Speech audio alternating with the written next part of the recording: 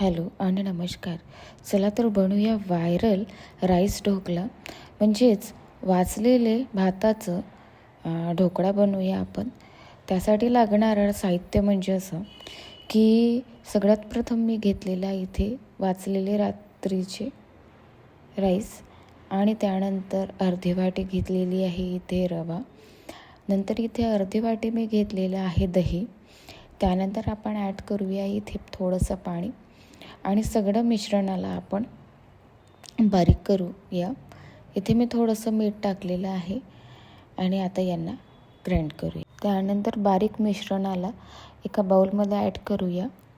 बाउलमध्ये add केल्यानंतर इथे आपल्याला हे मिक्सरमध्ये आपल्याला इथे बारीक चिरलेली मिरची, थोडं जिरं आणि इथे मी 2 टेबलस्पून ऑइल ॲड केलेलं आहे.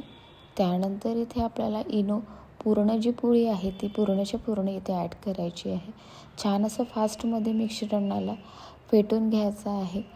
पूर्णपणे फास्ट ही प्रोसेस करायची आहे. त्यानंतर आपल्याला इथे एक भांडं घ्यायचं आहे.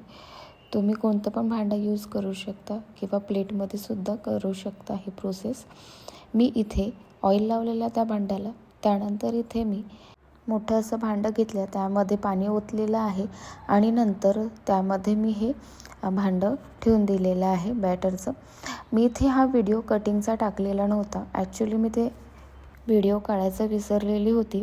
त्यानंतर आपल्याला ही प्रोसेस तरी पण 20 ते 25 मिनटं करायची आहे.